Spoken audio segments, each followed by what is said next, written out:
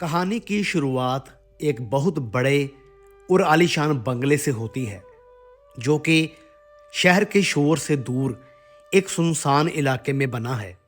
घर के अंदर का माहौल बहुत भारी और उदास है, क्योंकि घर की खिड़कियों पर भारी पर्दे लटके हैं और रोशनी बहुत कम आती है।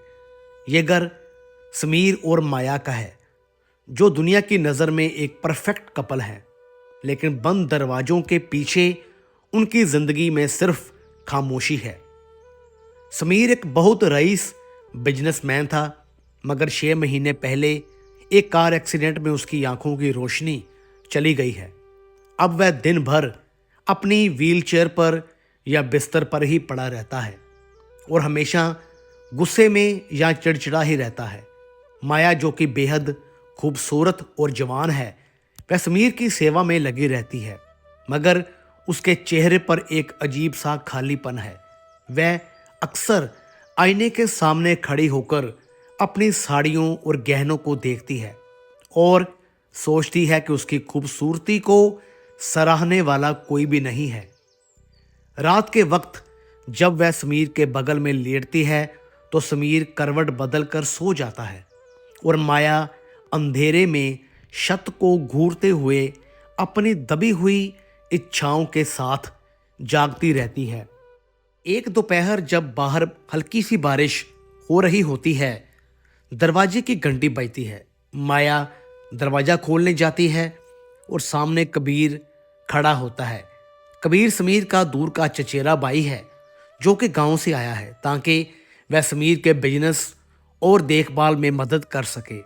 कबीर का व्यक्तित्व समीर से बिल्कुल अलग है। उसका रंग गेहुआ है और शरीर लोहे जैसा मजबूत है। उसने एक गीली टी शर्ट पहन रखी है, जो कि बारिश की वजह से उसके सीने और बाजुओं से चिपकी हुई है, जिससे उसकी बॉडी के कट्स साफ दिखाई दे रहे हैं। माया दरवाजा खोलते ही कबीर को ऊपर से नीचे तक देखती है। एक पल के लिए वह कुछ बोल नहीं पाती। कबीर अपना गीला बैग नीचे रखता है और अपने बालों से पानी छटकता है, जिसकी कुछ बूंदें माया के चेहरे पर गिरती हैं। माया को एक अजीब सी सिहरन महसूस होती है, जो उसने पिछले 6 महीनों में महसूस नहीं की थी। कबीर अपनी भारी आवाज में अपना परिचय देता है और माया हकलाते हुए उसे अंदर बुलाती है। समीर हॉल में बैठा आवाज सुनकर पूछता है कि कौन आया है। कबीर आगे बढ़कर समीर के गले मिलता है और अपनी मजबूत बाहों में उसे जकड़ लेता है।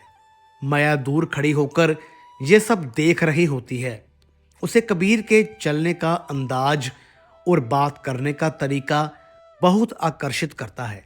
जब कबीर सोफे पर बैठता है, तो उसकी नज़रें चोरी छिपे माया पर जाती हैं, जो समीर के लिए पानी ला रही होती है। माया को महसूस होता है कि कोई उसे घूर रहा है, मगर वह नज़रें नहीं हटाती, बल्कि एक हल्की सी मुस्कान के साथ कबीर का स्वागत करती है। घर का सन्नाटा अब एक तूफान की आहट में बदल चुका है।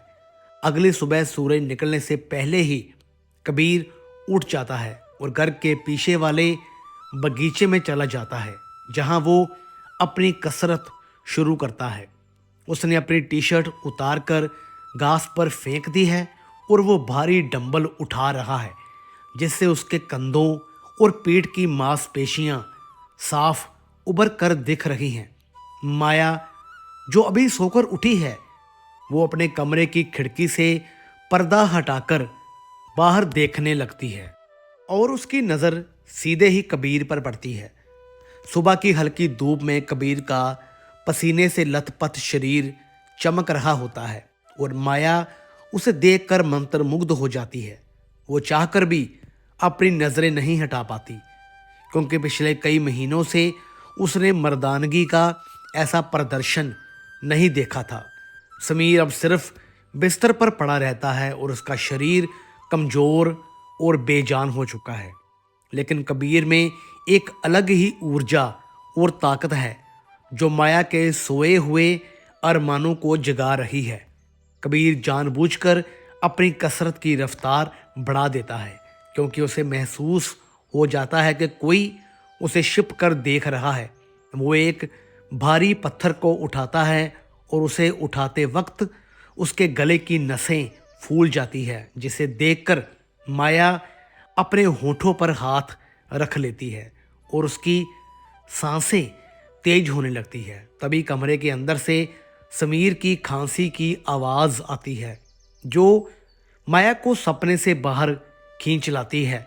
माया को एक पल के लिए अपराध बोध होता है कि उसका पति अंदर बीमार है और वो बाहर किसी गैर मर्द को देख रही है, लेकिन वो फिर भी खुद को रोक नहीं पाती और पर्दे के पीछे छिपकर कबीर की हर हरकत को देखती रहती है, जैसे कि वो कोई प्यासा मुसाफिर हो जिसे रेगिस्तान में पानी मिल गया हो।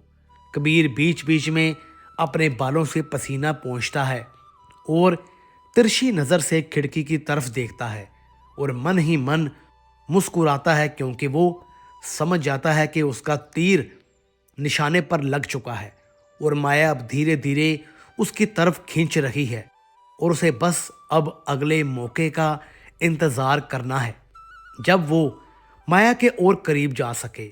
एक दोपहर जब घर में गहरा सन्नाटा छाया हुआ था, समीर अपने बड़े से बिस्तर पर उल्टा लेटा हुआ था और कबीर उसकी पीठ और कंधों पर गुनगुने तेल से मालिश कर रहा था। कमरे की खिड़कियों पर मोटे पर्दे लगे थे, जिसकी वजह से वहाँ हल्का सा अंधेरा और ठंडक थी और हवा में सिर्फ जड़ी बूटियों वाले तेल की तेज महक फैली हुई थी। समीर को आराम मिल रहा था, इसलिए उसकी आंखें बंद थी।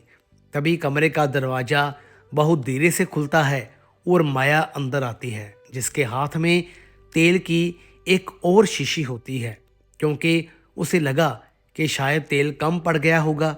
कबीर माया को देखते ही अपनी मालिश नहीं रोकता, बल्कि अपनी उंगलियों को और मजबूती से समीर की पीठ पर फिराते हुए माया को घूरता रहता है। माया दबे पांव बिस्तर के करीब आती है और जैसे ही वो कबीर की हथेली पर तेल डालने के लिए झुकती है, उसकी साड़ी का पल्लू थोड़ा सा सरक जाता है और उसके खुले बाल कबीर के चेहरे को छू लेते हैं। उसे एक पल के लिए वक्त जैसे थम सा जाता है। कबीर जानबूझकर अपनी हथेली को थोड़ा ऊपर उठाता है, जिससे माया की कोमल उंगलियां कबीर के सख्त और तेल से सने हुए हाथ से रगड़ जाती हैं। एक बिजली जैसा करंट दोनों के शरीर में दौड़ जाता है। समीर, जो बिल्कुल उनके नीचे लेटा हुआ था, उसे जरा भी खबर नहीं होती कि उसके ठीक ऊपर उसकी पत्नी और उसका भाई आंखों ही आंखों में कितनी गहराई में उतर चुके हैं। माया घबराकर अपना हाथ पीछे खींचने की कोशिश करती है, मगर कबीर की गहरी काली आंखें उसे चुंबक की तरह जकड़ लेती है। माहौल इतना भारी और तनावपूर्ण हो जाता है कि माया को अपनी खुद की सांसों की आवाज़ सुनाई देने लगती है। वो दोनों जानते हैं कि अगर समीर ने अभी करवट ली या अपना हाथ ऊपर उठाया तो वो दोनों पकड़े जाएंगे, और यही डर उनके रोमांच को और बढ़ा देता है।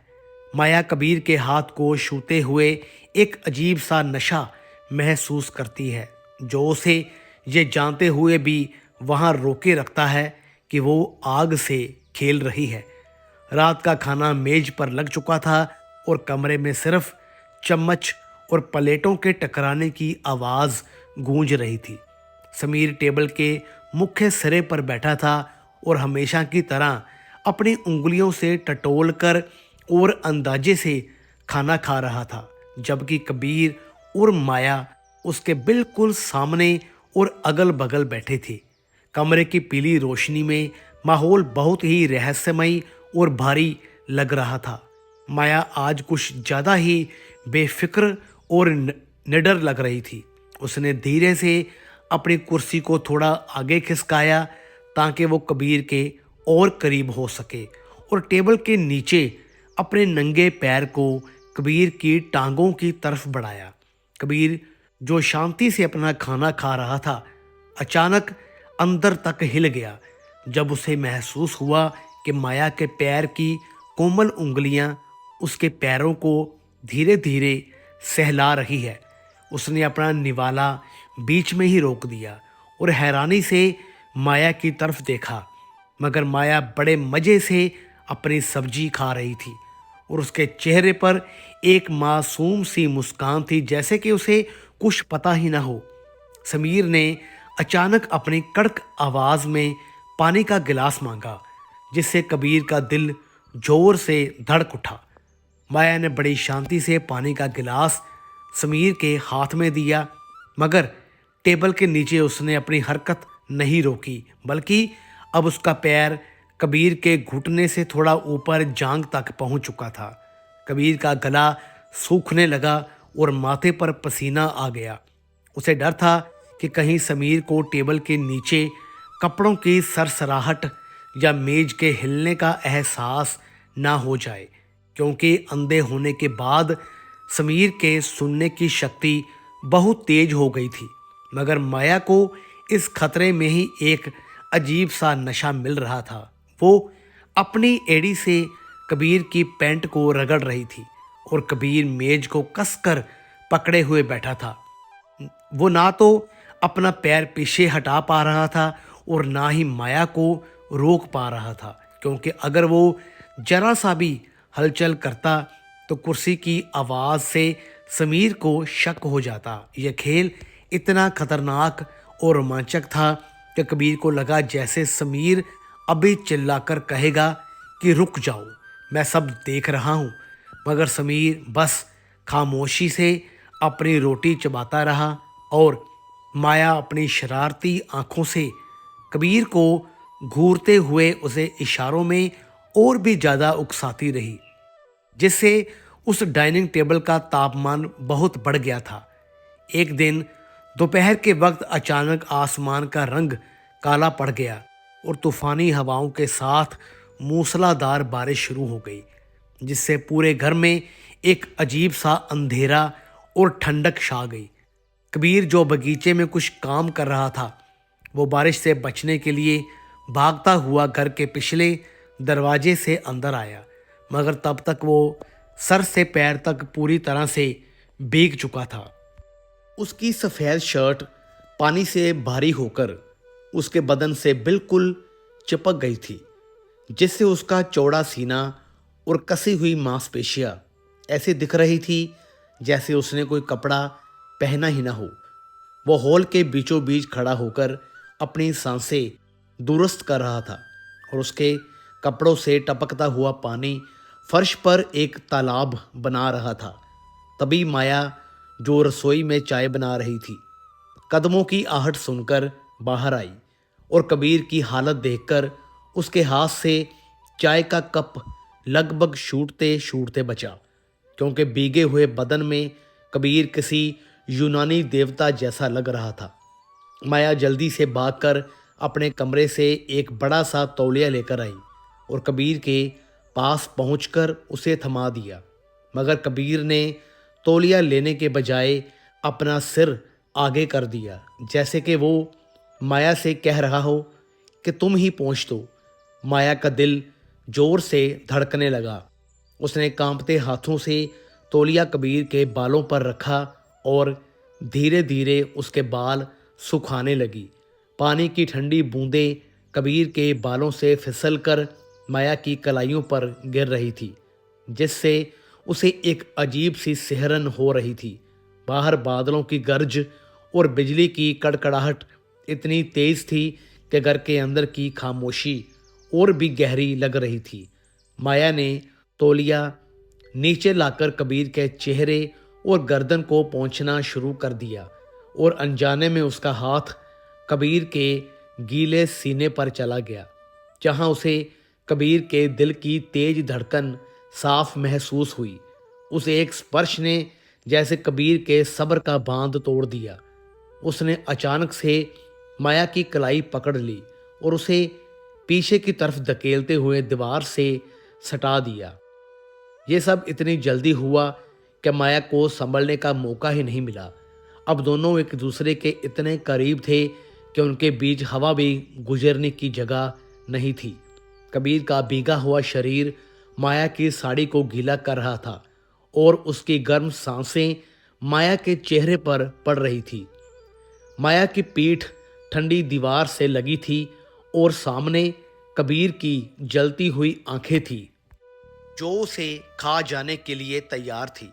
वो दोनों बस एक दूसरे की आंखों में देख रहे थे और कोई कुछ नहीं बोल रहा था, क्योंकि उन्हें डर था कि उनकी आवाज़ से कहीं समीर ना जाग जाए जो ऊपर वाले कमरे में सो रहा था। ये खतरा कि समीर कभी भी सीढ़ियों से नीचे आ सकता है उनके इस रोमांस को और भी ज़्यादा खतरनाक और नशीला बना रहा था। माया ने अपनी आंखें बंद कर ली और अपना चेहरा ऊपर उठा लिया, जैसे कि वो उस पल में पूरी तरह से डूब जाना चाहती हो और बाहर गिरती हुई बारिश की आवाज़ उनके मिलन के संगीत जैसी लग रही थी, जहां डर और चाहत दोनों अपनी हदों को पार कर रहे थे। उस बारिश वाली रात के बाद से घर की हवा बिल्कुल बदल चुकी थी और समीर का बर्ताव बहुत ही रहस्यमयी और डरावना होता जा रहा था। वो पहले की तरह चुपचाप अपने कमरे में नहीं पड़ा रहता था, बल्कि वो अपनी व्हीलचेयर पर बैठकर पूरे घर में घूमता रहता था और दीवारों को टटोलता रहता था, जैसे कि वो कुछ ढूंढ रहा हो। एक शाम जब तीनों हाल में बैठे थे और बाहर सन्नाटा था, समीर ने अचानक से अपनी भारी आवाज़ में माया को अपने पास बुलाया। माया डरते हुए उसके पास गई तो समीर ने उसका हाथ पकड़कर उसे अपने बहुत करीब खींच लिया और अपनी नाक को माया की गर्दन के पास ले जाकर एक गहरी सांस ली। माया का शरीर डर के मारे पत्थर जैसा हो गया था।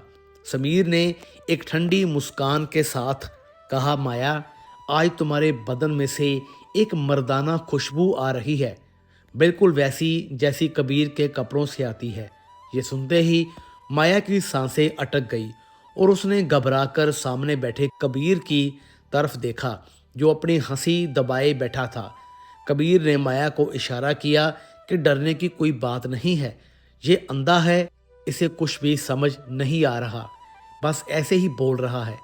लेकिन समीर ने अपनी बात खत्म नहीं की। उसने माया की कलाई पकड़कर उसकी नब्ज पर उंगली रखी और कहा, तुम्हारा दिल इतनी तेज क्यों धड़क रहा है, जैसे कि तुमने कोई चोरी की हो या कोई बहुत बड़ा पाप किया हो।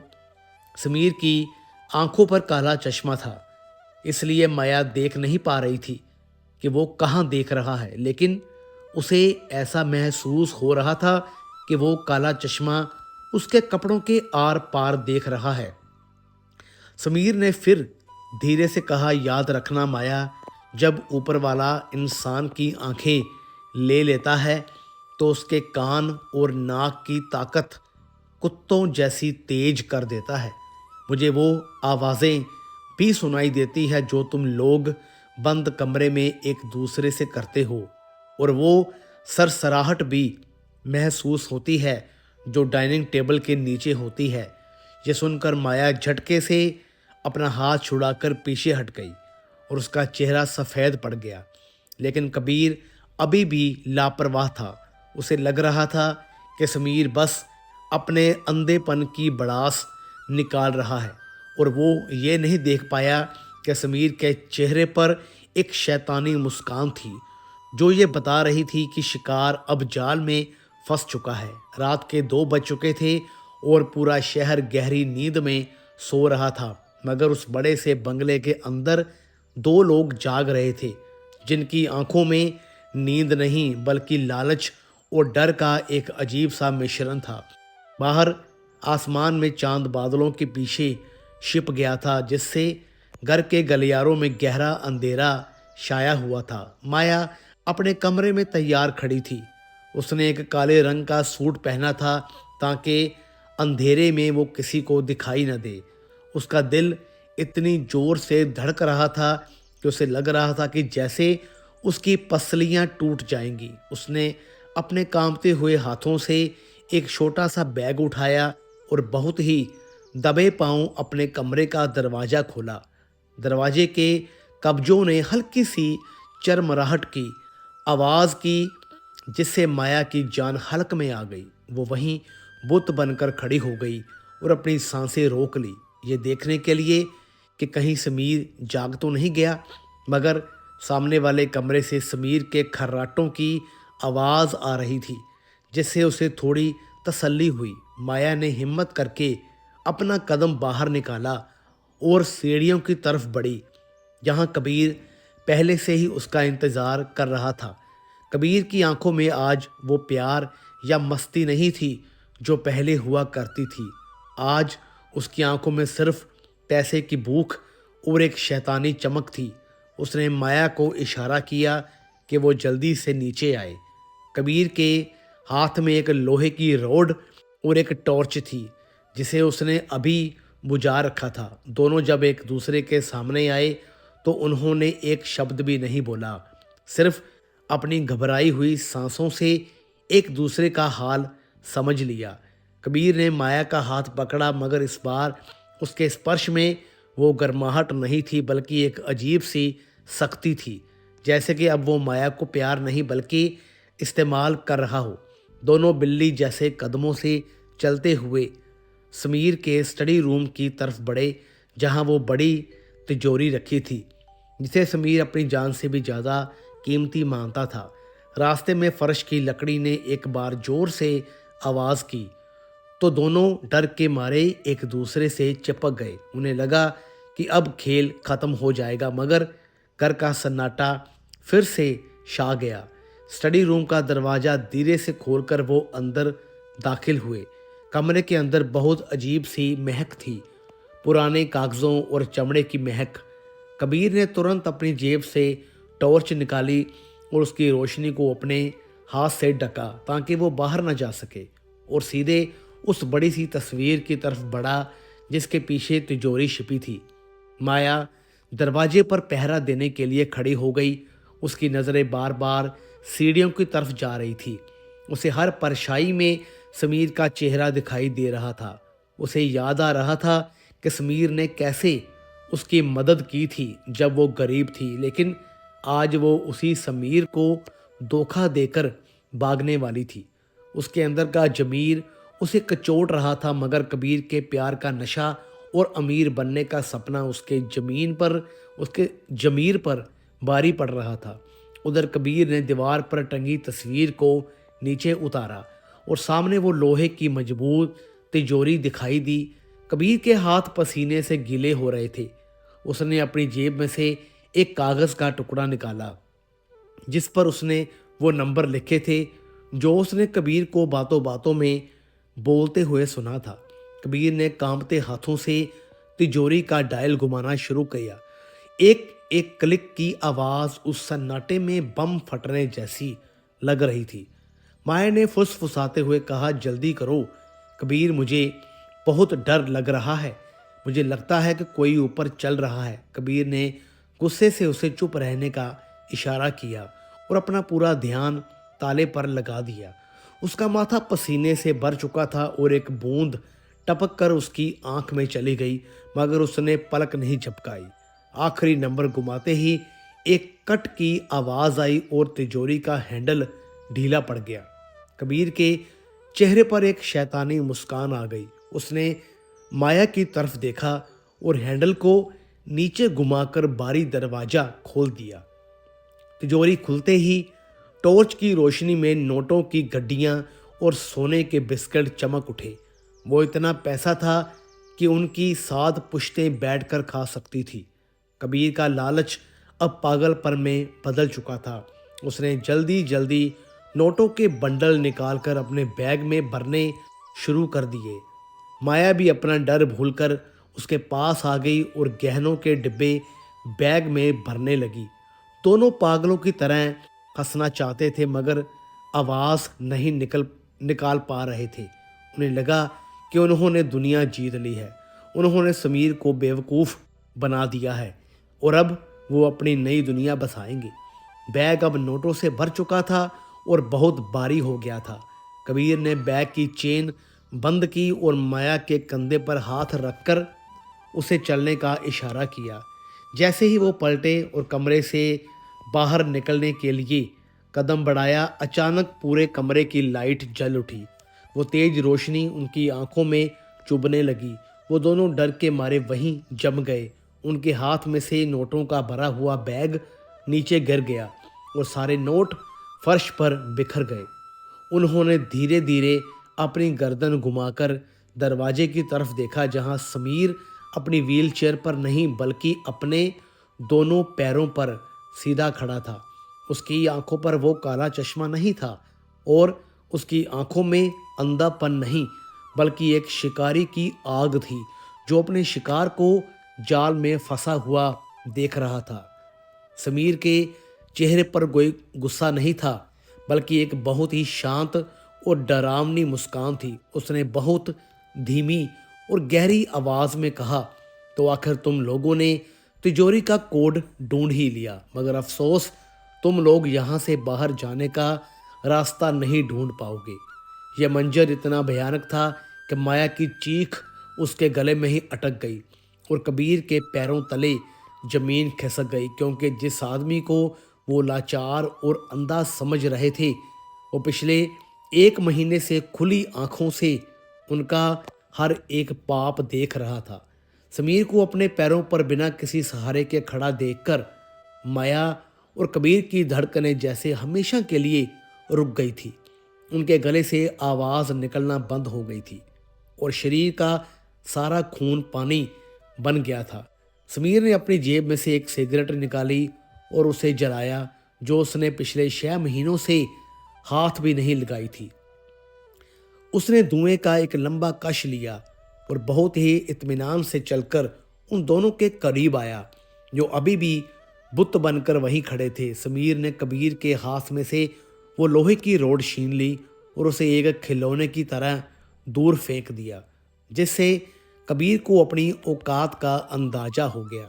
समीर ने उनकी आंखों में देखते हुए कहा कि तुम लोगों को क्या लगा कि मैं वाकई अंधा हूँ, और मेरी आंखों की रोशनी तो 1 महीने पहले ही वापस आ गई थी जब मैं डॉक्टर के पास रूटीन चेकअप के लिए गया था। लेकिन मैंने ये बात किसी को नहीं बताई क्योंकि मैं देखना चाहता था कि मेरे अंधेरे का फ़ायदा कौन उठाता है, और अफसोस वो कोई और नहीं बल्कि मेरी अपनी पत्नी और मेरा अपना भाई निकला। समीर ने माया की तरफ देखा जो अब रोने लगी थी और उसके चेहरे का मेकअप आंसुओं के साथ बहकर उसे डरावना बना रहा था। समीर ने माया के चेहरे को अपनी उंगली से ऊपर उठाया और कहा, याद है माया, उस दिन बारिश में जब तुम कबीर के साथ दीवार से सटी खड़ी थी? मैं सीढ़ियों पर खड़ा सब देख रहा था, और उस दिन डाइनिंग टेबल के नीचे जब तुम अपने पैरों से इसके साथ खेल खेल रही थी, तब मुझे टेबल हिलने का एहसास नहीं हो रहा था बल्कि मैं मेज के नीचे लटकते हुए कांच में सब कुछ साफ साफ देख रहा था।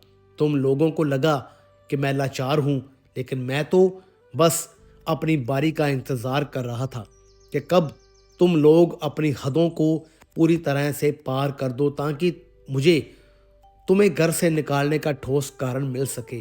माया घुटनों के बल समीर के पैरों में गिर पड़ी और गिड़गिड़ाने लगी कि उसे माफ़ कर दो। वो भटक गई थी।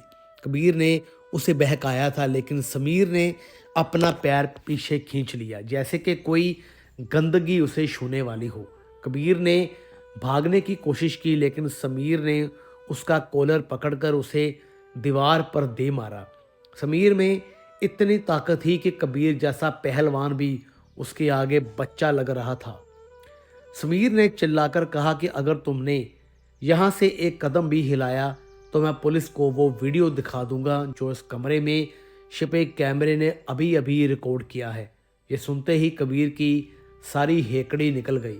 समीर ने हंसते हुए कहा कि मैं तुम लोगों को पुलिस के हवाले नहीं करूँगा, क्योंकि जेल में तो तुम लोगों को मुफ्त की रोटी मिलेगी और छत मिल जाएगी। मैं तुम लोगों को वो सज़ा दूंगा जो मौत से भी बदतर है।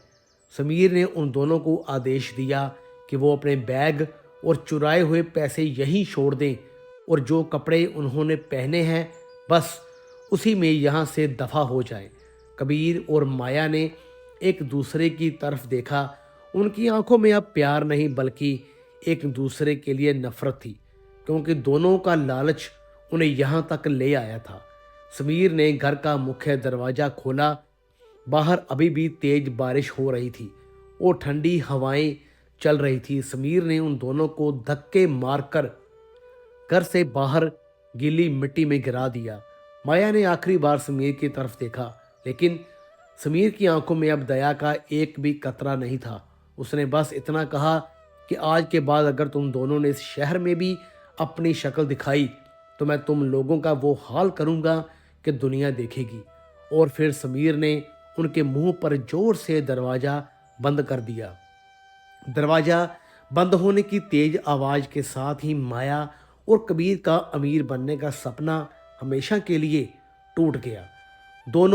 वो दोनों कीचड़ में सने हुए सड़क पर खड़े थे, जहां उनके पास ना तो सिर छुपाने के लिए छत थी और ना ही जेब में फूटी कौड़ी और ना ही एक दूसरे का साथ, क्योंकि अब वो एक दूसरे के सबसे बड़े दुश्मन बन चुके थे।